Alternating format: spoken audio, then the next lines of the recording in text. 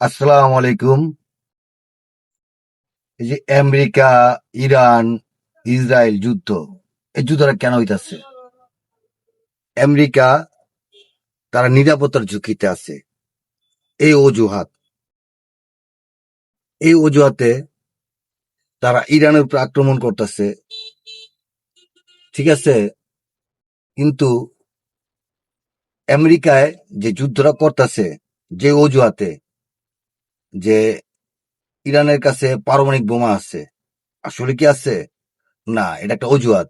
আপনারা একটু পিছনের দিকে তাকায় দেখেন, ইরাকে যখন হামলা করলো, আফগানিস্তান হামলা করলো, আরো বিভিন্ন রাষ্ট্রে হামলা করছে এ পর্যন্ত। যে অজুহাতে হামলা করছে, আজ পর্যন্ত দেখছেন যে দেশে যেসব জিনিসের জন্য হামলা করছে ওই জিনিসগুলো আছে? হ্যাঁ, যে যে অস্ত্রের জন্য, বড় বড় গোলাবারুদের জন্য একটাও পায়নি গা। শুধুমাত্র মুসলিম কান্ট্রির গুলার ভিতরে যুদ্ধ করে একমাত্র মুসলিমের মাথাগুলার মেরুদণ্ড ভাঙার জন্য।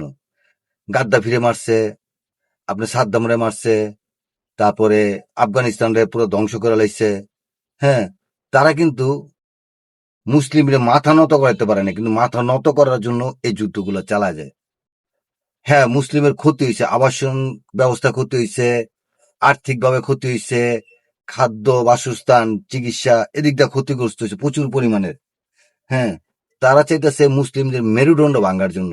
এই যে ইরান যুদ্ধ যে অজুহাতে হইতাছে, সেফ একজন মনে করেন এটা ইসরায়েলের একটা চাল।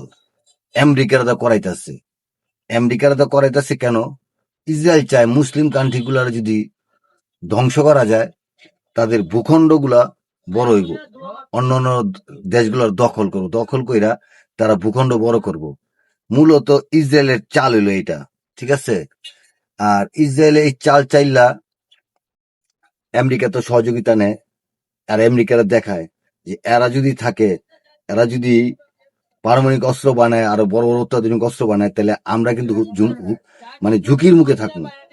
ঠিক আছে, এই আমেরিকারে এই বুঝাইয়া আমেরিকা কি করলো? ইরানের উপর আক্রমণ করলো। কিন্তু ইরানের আক্রমণ কইরা ইরানের নেতা মাইরা ইরানটাকে দমন করা যাবো না। এখন আসেন, ইরান কেন যুদ্ধ করে? ইরান একমাত্র যুদ্ধ করতেছে মুসলিম কান্ট্রি গুলা মাথা উঁচু করে থাকতে পারে এবং কথা বলার শক্তি যে থাকতে পারে, এই কারণে ইরান যুদ্ধ করতেছে। ইরান শুধু নিজের জন্য যুদ্ধ করে না, নিজের ভূখণ্ড রক্ষার জন্য যুদ্ধ করে না, মুসলিম জাতির মাথা উঁচা রাখার জন্য যুদ্ধ করতেছে। ঠিক আছে, আর এই যুদ্ধ আমার মনে হয় না মানে 2-1 সপ্তাহের ভিতরে, 15 দিনে, 1 মাসের ভিতরে থেমা যাব, কখনো না। কারণ এটা থামার লক্ষণ নাই। কারণ ইরানে জানে এটা 2000 সাল না, 1990 না, 1980ও না। ঠিক আছে, এটা 2026 সাল। এখানে আধুনিকতার ব্যবস্থা থাকতে হইব, আধুনিক যুদ্ধ হইব। তাই ইরান সেই ব্যবস্থা করে রাখছে যে আধুনিক যুদ্ধে যা প্রয়োজন তাই করা আমাদের উচিত। ইরান পারমাণবিক না বানাও, আধুনিক আধুনিক অস্ত্র বানাইছে, যে অস্ত্র দিয়া মাসকে মাস যুদ্ধ করা যায়। তাই ইরান এত সহজে দমন করতে পারবে না। আর ইরান দমন হলে কিন্তু মুসলিম জাতি দমন হয়ে যাবে। এই যে অনেক রাষ্ট্র আছে, সৌদি আরব, মিশর, জর্ডান, হ্যাঁ, তারপরে দুবাই, কাতার, এরা হলো হিজলা হিজলা হিজলা। এরা হ্যাগো দেশের নাগরিকরা ঝুঁকির মুখে ফেলাইতেছে শুধু ক্ষমতার চেয়ারে টিকা থাকার জন্য। ঠিক আছে, আজকাল যদি এরা ঘাঁটি না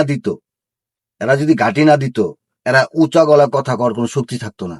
ঠিক আছে, আর ইরানের উপর আক্রমণও করতে পারতো না। ঠিক আছে, তো এদের কারণেই কিন্তু আজকে ইরানের উপরে হামলা হয়েছে। ঠিক আছে, আর এই চলমান যুদ্ধ অনেক দিন দীর্ঘমেয়াদী থাকতে পারে, সম্ভাবনা বেশি, কারণ ইরান পরাজয় মানবে না। আর ইরানের জন্য সবাই দোয়া করবেন। ইরান জয় মানে মুসলিম জাতির জয়। ঠিক আছে, ওই সৌদি আরব, কাতার, দুবাই, এরা হইলো নামে মুসলমান, নামে মুসলমান। যদি নামে না মুসলমান হইতো, তাহলে ইরানের সাপোর্ট দিত, কাতার গুলারে উড়াই লয়ে যেত গা, এবং একটা গোলা বারুদ ইরান উপরে কাতার, মিশর, জর্ডান থেকে আইতে পারতো না। তো এই জিনিসগুলাই যদি মনে করেন মুসলিম কান্ট্রি গুলা যদি বুঝতো, তাহলে এই যুদ্ধ দীর্ঘমেয়াদী হইতো না, আর যুদ্ধও হইতো না। এটা একমাত্র চাল চালতাছে আমেরিকার ঘাড়ের উপরে পাড়া দিয়া। হ্যাঁ, এই যে ইসরায়েল যে জানোয়ার রাষ্ট্র, যে রাষ্ট্র মানে ওর থাকতে জায়গা দিয়ে আজকে এই রাষ্ট্র বানাইছে ইসরায়েল, ঠিক আছে? ইসরায়েলটা তো আজরাইল হয়ে গেছে গা। এই আজরাইল ধ্বংস না হওয়া পর্যন্ত, হ্যাঁ, মুসলমানরা শান্তিতে থাকতে পারবো না। শুধু মুসলমান না, বিশ্বের কোনো মানুষই শান্তিতে ঠিক মতন বসবাস করতে পারবো না। এটা হিটলার একবার এই কামটা করছিল, ঠিক আছে, কিছু বাঁচায় রাখছিল। এখন বিশ্ববাসী বুঝতেছে এই আজরাইলের জ্বালা কত, ঠিক আছে? এইটা আইলো শয়তান আজরাইল। এটা আজরাইল এর ভালো আজরাইল না, কিন্তু শয়তান আজরাইল।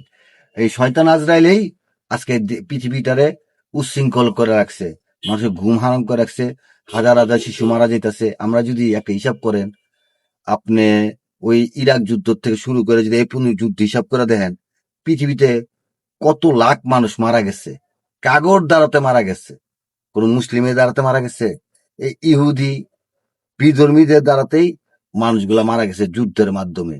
তাই ইরানের প্রতি দোয়া করবেন আর ইরানকে সাপোর্ট করবেন।